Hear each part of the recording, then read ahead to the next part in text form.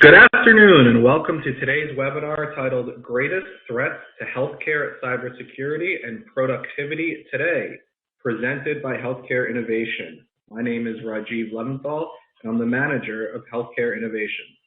Today's program is sponsored by Ivanti. Thank you so much to our sponsor and to our audience for giving us your time and attention today. Before we get started with the webinar, we do have a few quick housekeeping details to go over. First, to submit a question, please use a Q&A box to the left of your video window at any time. You do not have to wait until the end of the program to submit one. For technical issues, please press F5 to refresh. And if that doesn't work, you can submit a question with your issue through the Q&A panel. Next, we encourage you to join our discussion on Twitter today, and you can do that by tweeting with the hashtag HILiveWebinar. With that, I would love to introduce our speaker for today's program. We have today Phil Richards, who's the Chief Security Officer at Ivanti. Phil has both the breadth and depth of security experience. He has held other senior security positions, including being the head of operational security for Medical Manufacturing Corporation, the Chief Security Officer for a financial services technology company, and an engineering director at a regional healthcare corporation. In his security leadership role, Phil has created and implemented information security policies based on industry standards. With that, Phil, the floor is yours. Thanks, Rajiv. Appreciate it. Thanks everyone for attending. Hopefully we'll go through this discussion, and if you do have questions, again, feel free to post them into the Q&A section. We'll cover them toward the end of the presentation. What I wanted to go over today are some of the greatest threats that are in front of healthcare industry and healthcare professionals right now. As you're all aware, with the advent of the global pandemic that has hit us, healthcare is under fire, and healthcare has, I don't think, ever been more challenged right now in terms of delivery and capability than they are right now. Hospitals and healthcare clinics are stretched as thin as they possibly can be in a lot of respects, and we're seeing just an awful lot of real stressors in the environment. And so we wanted to talk a little bit about those today.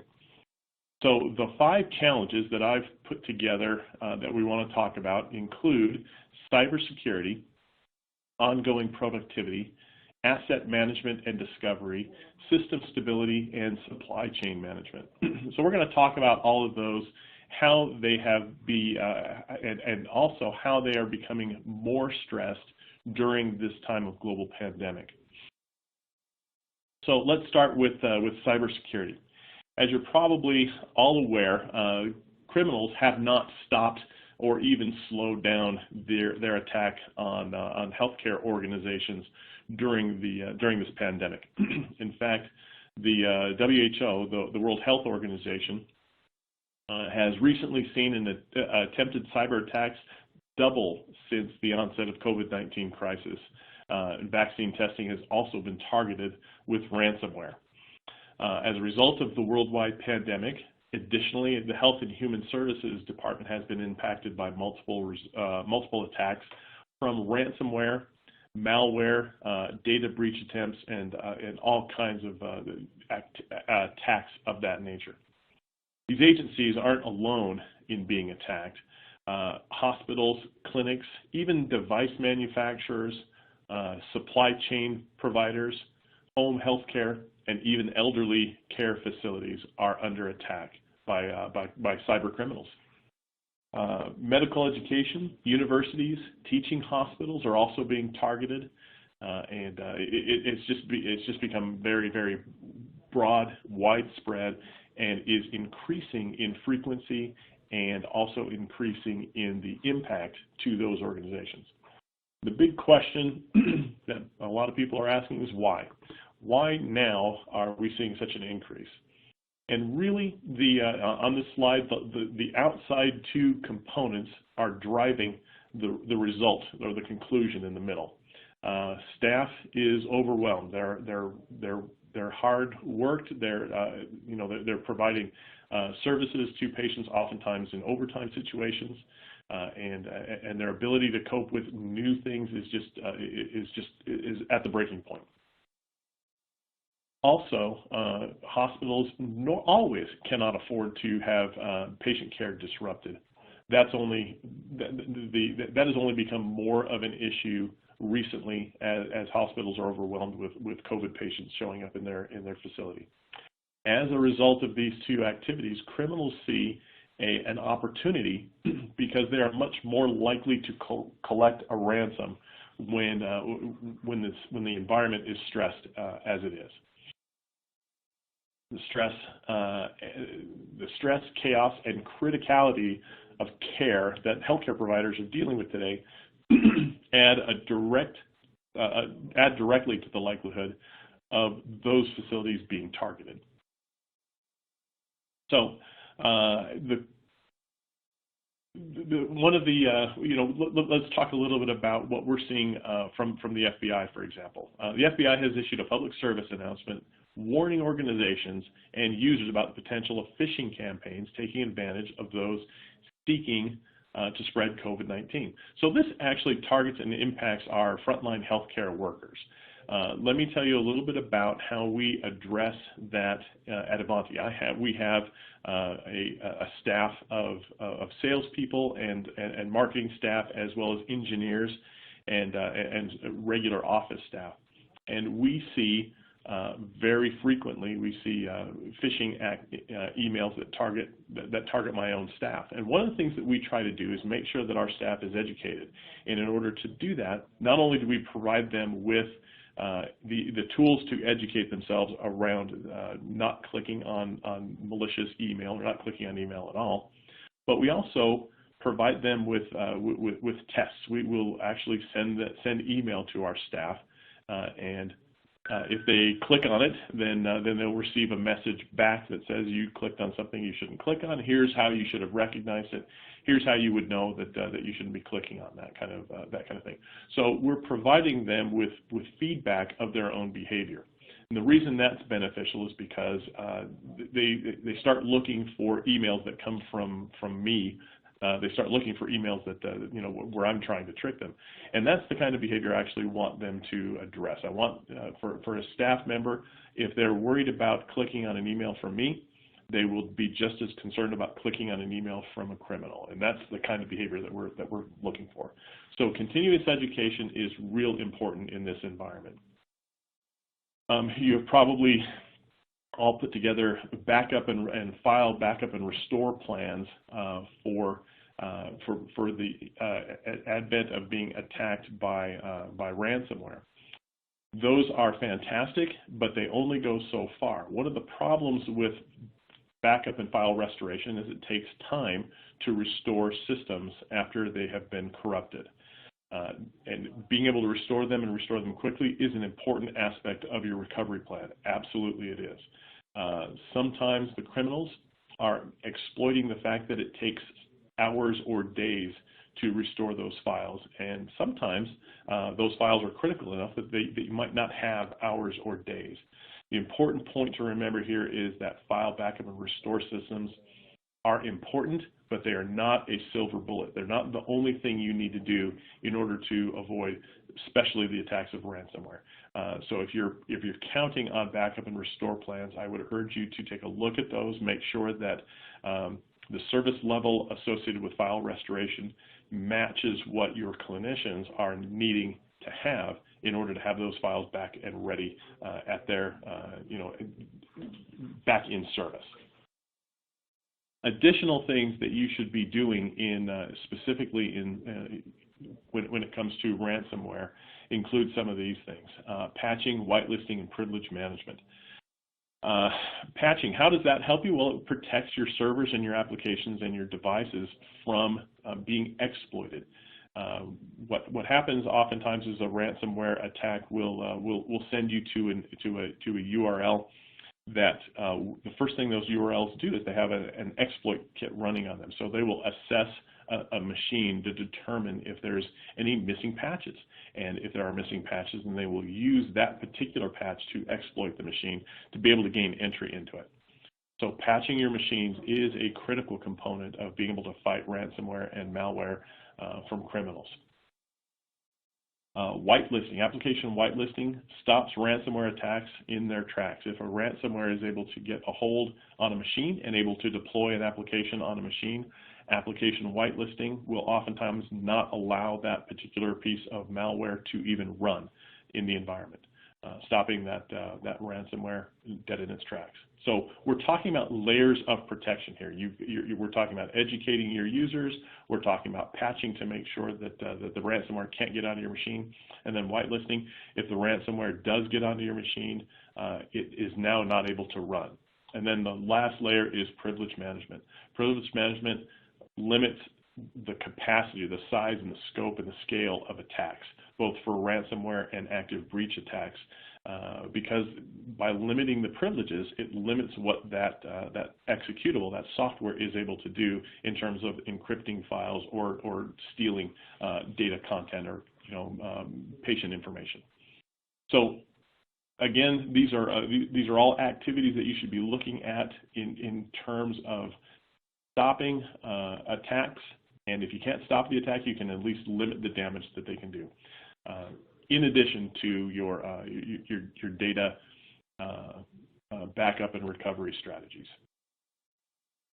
All right, let's move on. Let's talk a little bit about productivity. I think productivity right now is at one of the major issues that a lot of healthcare organizations are seeing today.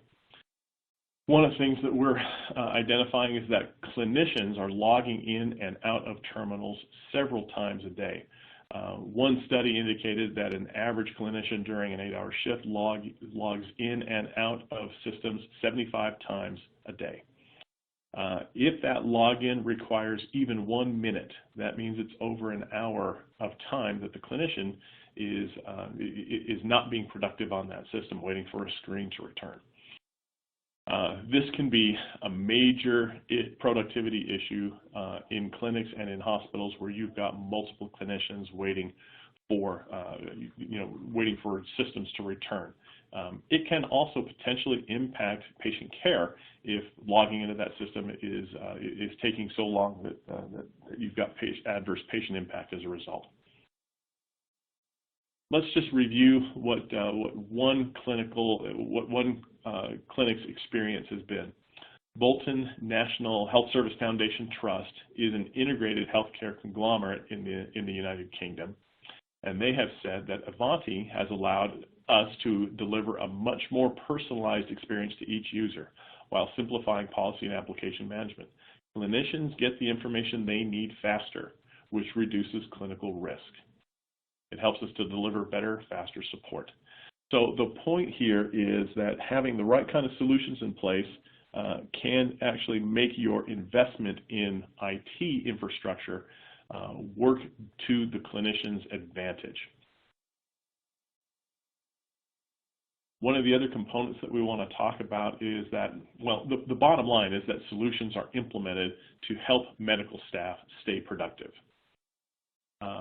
The major increase in virtualized applications, as we're looking at in hospital environments on the right, include things like multiple terminals, computers on wheels, and others are implemented to increase productivity.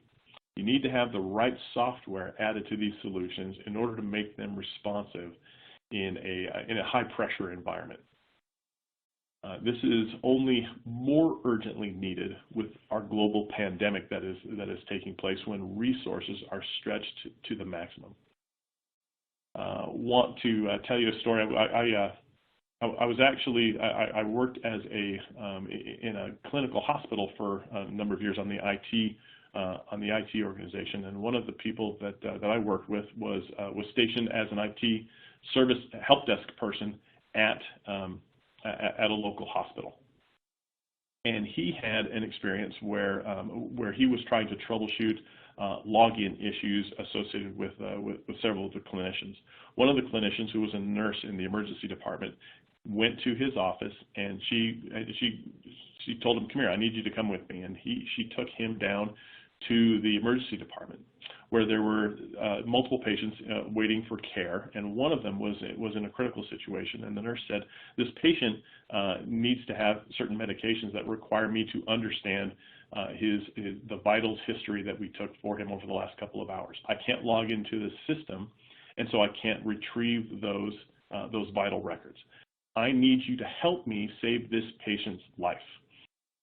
That put a completely different view for that IT service desk person in terms of the importance of the IT systems that he was providing to his clinicians. He realized that he's not just providing an IT service; he's actually impacting patient care, and that's really the important message here. We have all of these clinical systems and all of these IT systems in place to positively impact patient care.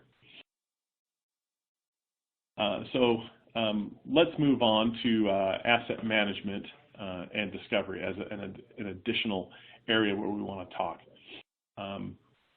Let's see. Oh, we're going to move here. Asset mobility. Let's talk about this. Assets in a hospital, even the actual hospital, are very mobile now. I want you to think about the movement of hospital ships, the care and comfort in the New York Harbor as a response to COVID-19. Think about the fact that the infrastructure team there converted the Javits Center to a patient care facility.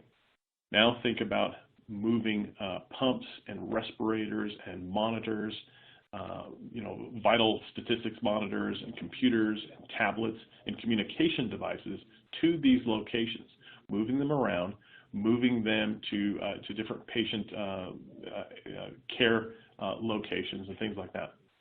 How do you know which devices are located where? How do you know which devices are ready for work, which ones need to be charged, and which ones need to be repaired? It's a monumental task made only the more challenging as a result of the increased mobility as a result of this global pandemic. Additionally, there are many of our healthcare workers that are in the armed services area, where hospitals are on ships or hospitals are in helicopters, and the challenges that those systems face are only larger than in terms of asset discovery, asset understanding, than just a stationary hospital. We're all faced with significant issues around understanding where assets are located, how we identify which assets are ready for service, and which assets need to be removed from service. So you will need solutions that track not only at your facility, but also when devices move out of your coverage areas. The only way, for an example, the only way that you can use a respirator is if you know where it is, and if you know that that respirator is ready for action. Tracking assets isn't just a nice-to-have kind of facility anymore. It's mission critical. It's absolutely part of what you need to do in order to provide service to your clinicians. When you have Ivanti's unified endpoint management solution, here's some of the things, the capabilities that product has. It provides discovery and inventory. Discovery is something that really can't be overlooked. Discovery is the idea of not only assuming that all of your assets that have an asset tag are the only assets that you have, but actively searching on the network. Ivanti's solution actually provides that capability across multiple vectors. A lot of different discovery capabilities built into the network and into the product to be able to identify devices as they show up on the network or as they leave the network, so that you know where they are, you know what their status is, and you know what their capability is. Additionally, the Unified Endpoint Management Solution provides the ability to distribute software to your endpoints. That's very helpful when it comes to configuration management or deploying patches or new capabilities of those machines. Role-based workspaces and analytics. So when a clinician signs on to a workstation, it should present a clinician view rather than a financial services view or something like that. Being able to identify and control the mobile devices that reside in our facilities. Troubleshooting, including remote control capabilities, is built into these products, as is power management for devices where they need to be charged from time to time. The point is that all of this functionality can be provided with the Unified Endpoint Management solution, and it actually impacts your ability to deliver care to patients. All right, let's talk a little bit about system stability. That has always been, I think, a concern in healthcare solutions and in healthcare environments. It is more of an issue now because unnecessary downtime has a significant impact in terms of it impedes your medical staff, it places patients at risk, increases workload on the IT system, and obviously drives adverse patient outcomes. So one of the things that will help with unnecessary downtime is an effective change management solution. And let's talk a little bit about an effective change management solution and how that impacts downtime. Changes are, it turns out, 70% of downtime, according to one study, is pushed. Downtime is attributed to changes. In my career, almost all the time, when there is unexpected downtime, it's the result of a change that was either not handled correctly or failed for some reason. Effective change management helps you to maintain system availability because it reminds the change agent of all the things that need to take place before implementing a change into a production environment. You prioritize compliance. You make compliance part of the change process rather than an afterthought. It helps IT control risk because risk is evaluated as part of the change. And all of these things mean that you don't have downtime. That keeps your clinicians productive. So let's talk a little bit about how important automation is as well when it comes to system stability. System stability is greatly enhanced by implementing automation. Resolution of normal activities by the system means that those items get solved consistently and quickly and correctly as a result of that automation. Automation obviously increases the speed at which changes, which resolution to solutions are put into an environment. Increasing speed means you're reducing costs and means your consistency allows you to improve quality. So automation is another key part of the solution when it comes to system stability, and automation is a big part of the Ivanti solution that we provide. Our ability to keep systems stable is impacted by our best efforts as the rugged individuals that we are. Oftentimes, we try to go it our own way and try to solve our own problems. Fully 80% of the time, people try to solve their IT problems themselves first. Sometimes when that happens, we succeed. Sometimes we don't. We need to have more confidence in our IT solutions and our IT infrastructure in order to solve problems more quickly and effectively. The confidence is driven by a process that our clinicians can use and use effectively, and that they get experience knowing that it's going to help solve their problems. So that includes such things as a service catalog, having a knowledge base where we can search out our own set of problems and find solutions. Making sure that the service catalog and all this capability is mobile aware so that they can find answers to their problems on their phone, even when they're at home. All of these things increase productivity. It becomes a resource to the end user. The end user still might try to solve their own problems, but they're more empowered to be able to do that. And they realize, or they'll be able to see that their capability to solve their own problems is enhanced by these kinds of solutions in place. All right, let's talk about supply chain. As you're probably all aware, supply chain issues are very significant right now. We've all heard stories about issues of insufficient numbers of PPE, masks, and hand sanitizer, as well as ventilators and other critical equipment. Many healthcare corporations have dedicated supply chain functions in order to help mitigate just these kind of issues. A key component to managing supply chain is managing the risk associated with vendors in your supply chain. So what we're really going to talk about here is vendor risk management, and that's a key component to good supply chain management. I'm reminded of a couple of different stories when it comes to vendor risk. Let's talk a little bit about Facebook. I think you might all remember a couple of years ago, Facebook had a significant data breach where they lost control of a significant amount of the private data that they were holding in their system. You know, it's real interesting to note that we call this a Facebook breach when in fact it was one of their suppliers, Cambridge Analytica, who misused their ability to have access to Facebook data that caused this particular privacy breach. The point that I'm trying to drive home is that the behavior of your suppliers and the capability of your suppliers is something that needs to be assessed on a frequent basis, on an ongoing basis, because your supplier's ability to do what they say they're going to do is tantamount to your own company being able to do what they say they need to do.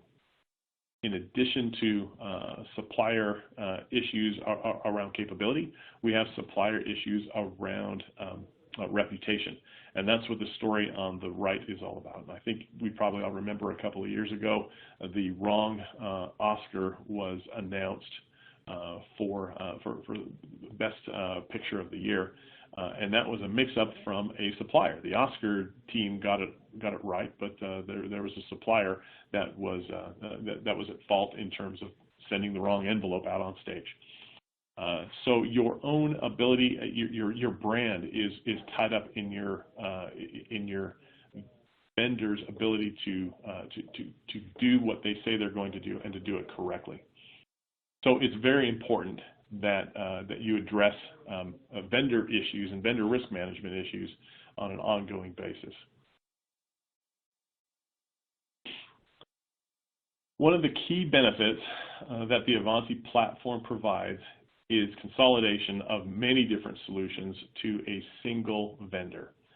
Not only do these products come from the same vendor, but they integrate together, which means that they can provide better information and consolidation. Make no mistake, these are challenging times for healthcare. Not only are your clinicians expected to address healthcare needs of people during a global pandemic, but we are seeing that criminals are right there at your door, trying to make your job much more impossible than it already is. We're seeing impacts to productivity as clinicians switch among so many patients that threaten to disrupt care. The movement of assets and even hospitals makes it increasingly difficult in identifying and threatens, to disrupt patient care. Stresses in the supply chain not only reduce much-needed supplies to patients, but distract healthcare workers from patient care to procurement. And finally, we note that issues around the IT system stability are only magnified in importance during this time.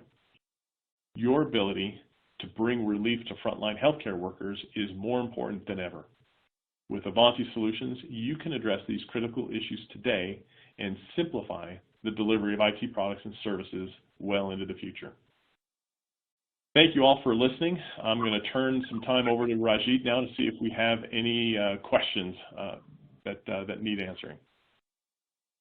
Great. Thanks so much, Phil, for a really informative presentation. Like you mentioned, we do have some time for Q&A. We've already had some questions come in from the audience, and we'd like to remind you to use the Q&A box to the left of your video window at any time. First question is about managing third-party risk, vendor risk, as you mentioned. What are some best practices you can recommend for organizations that are struggling with this right off the bat? That is a great question, and it's a real challenge.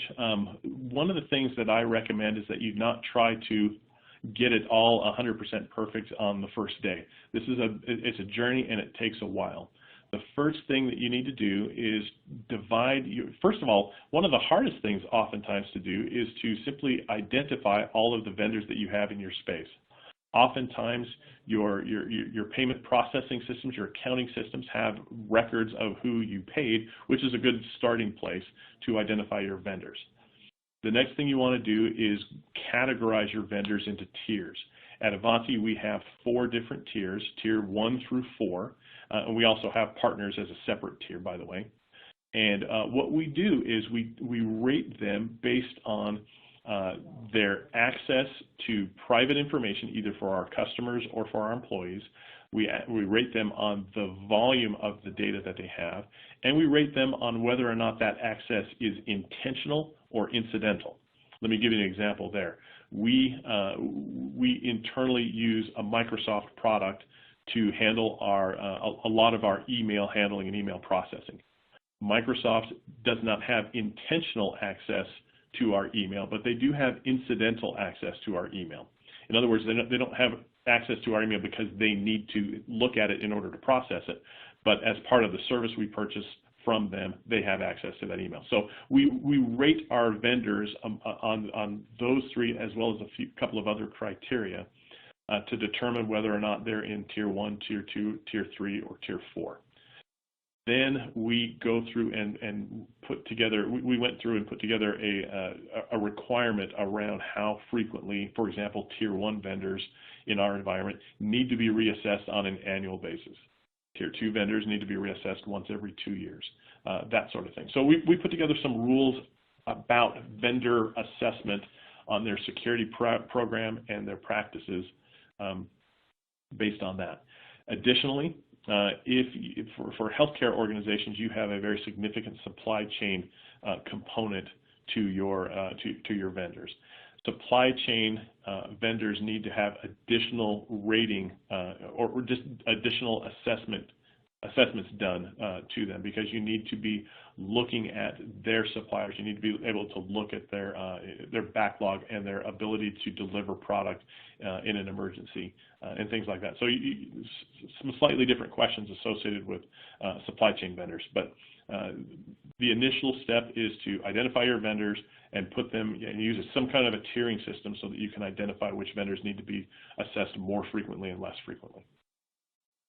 Great. Yeah, that's certainly a comprehensive plan that I think would prove beneficial. Next question for you, Phil. What changes have you seen in current conditions to maintain and increase awareness and effectiveness of end users that are leveraging your technology? That's a great question, and there's a lot of balls in the air right now, especially when it comes to healthcare. The advent of the pandemic is simply increasing stress on everyone, and that is really driving a lot of different behavior. We're seeing a large increase in ransomware attacks associated with pandemic. So emails coming from individuals, pretending to be the CDC, for example, or pretending to have solutions to COVID problems, or even things as strange as an email coming to patients saying we'll infect you with COVID-19 if you don't give us money. All kinds of different activities are being present right now, and that is adding pressure to and importance of good governance around IT infrastructure systems for a lot of those companies. Great. Next question is about ransomware, which you just mentioned. In 2019 alone, the data has shown that nearly 800 providers were victims of ransomware attacks. In terms of health systems and their vendors' abilities to respond to ransomware attacks, what has changed over the last year or two? Over the last couple of years, a lot of criminals have changed their behavior. They used to be looking for targets of opportunity, so they would send ransomware out broadly and widely, and hope to catch specific individuals or specific representatives of companies in paying them, $300, $500, $600, $800 or something like that. A broad attack across a lot of different workstations with a small payout for each one. Recently, we have seen a much increased focus on quite honestly, focused attacks that are engineered to go specifically to certain organizations and hit them where they will cause the most damage. And the payout numbers have increased significantly as well. There are municipal and municipal government entities that have paid up to 6- and 7-figure ransoms in order to unlock files. We have seen criminals that have orchestrated attacks across multiple, for example, multiple different schools in a school district, and that happened right before school was ready to go back into session in the state of Louisiana. So we are seeing attacks that are targeted and really trying to leverage and cause the most damage, the most disruption at a time when an organization is least likely to be able to handle it or be able to accept the downtime associated with that kind of disruption. That is why healthcare organizations are so heavily impacted, simply because they are in a situation where they cannot afford downtime and they cannot afford to go without those files. Yeah, and it always brings up that precarious situation of the dilemma of what to do when there is a ransom and how you should proceed. Next question, you mentioned per the FBI warnings, what types of criminal activity have been most prevalent recently due to COVID-19 and healthcare IT systems? As I mentioned, we are seeing an awful lot of ransomware attacks. We are additionally seeing COVID-19 related extortion kind of attacks. The types of attacks that kind of prey on chaos or prey on fear, we're seeing a great increase in those sort of attacks. Not so much in the more pedestrian sort of attacks around data breaches and that kind of thing. It's not because those are important; they are. But what's happening is they're not being driven. Organizations aren't being driven by those kind of attacks as much as they have been. Great. Next question takes a little bit more of a broader perspective. As a whole, how would you characterize the current state of providers, organizations' approaches to third-party risk management on a 1 to 10 scale, with 1 being completely lackluster and 10 being totally mature? Well, that's a really tough question because I see organizations at both ends of that spectrum. There's a number of organizations that have a robust, and this tends to be more the case in healthcare. There are organizations that have a robust supply chain vendor risk management assessment capability.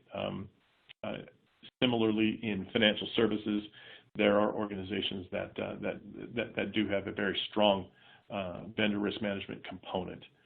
Then there are other organizations that are down at 0 or 1 on that spectrum. So it really does depend on the organization.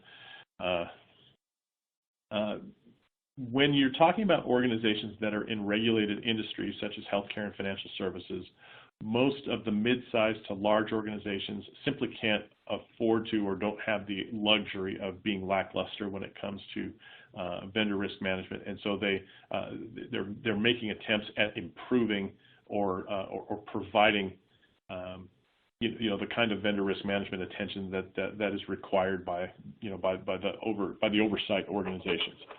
So in some cases that's happening quite a bit, but there's a lot of medium to small size vendors that kind of fly below the radar and don't necessarily live up to providing really solid vendor risk management strength in their organization. A lot of organizations simply don't see that as a significant threat, which is unfortunate because I think of the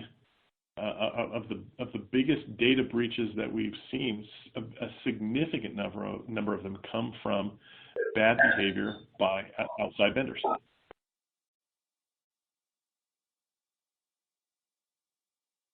Yeah, that's a great point. It's sometimes not just those within. Next question: in the last few months, where we've obviously been hit with the COVID-19 pandemic, can you discuss does having more staff work from home add to the cyber risks, and how, if so? And what about non-clinical staff of hospitals in particular? Yeah, it absolutely does, and the reason for it is quite honestly this simple. Think about asset management. When your staff works from home, you now have included home-based networks and home-based devices in your realm of devices that you care about from an IT perspective. So you've increased the number of assets, and at the same time, you might not have increased your ability to track those assets or secure those assets. So simply working from home, from an asset perspective, absolutely increases the risk associated with the cybersecurity risk. Additionally, employees, when they work from home for psychological reasons, they tend to relax a little bit, and they tend to think the boss isn't watching, and so I can behave on the internet maybe a little bit more different than I would if I were in the office. They might visit websites that they would not visit when they were in the office. They might try things that they wouldn't try on a work computer if they were in the office. As a result, we are seeing an increase in not only attacks, but increase in poor behavior on the part of our employees as a result of being at home. So additional measures need to be taken to protect those devices and those employees. Certainly a brand new environment for sure. Next question, since we often hear from hospital security executives or hospital CIOs even, that security is the one thing that keeps them up at night. Next question is, what keeps you, Phil, and Ivanti up at night in terms of your biggest fears? Well, that's really interesting. At Ivanti, we provide a lot of cloud-based solutions to our customers, and so one of the things that keeps me awake is quite honestly making sure that our solutions are secure, and more than anything else, making sure that we're providing the right kind of service and capability to our customers. It is really an attack against our customers that causes me the most concern. And that's one of the things that we strive really hard to make sure that we're protecting against. We care about our customers' capabilities, and we care about making sure that they don't have either that they don't have attacks, or if they are attacked, that they're able to recover quickly and effectively from those kind of attacks. Great. Yeah, well said. Well, with that, I would like to give a big thanks to Phil Richards from Ivanti for today's excellent webinar. Of course, Ivanti, our sponsor, we'd like to thank them for making today's program possible. We couldn't do it without you. We couldn't do it without our great audience for joining us, for staying with us, and for asking great questions. We hope you'll join us in the future for another healthcare innovation webinar. With that, this concludes today's presentation.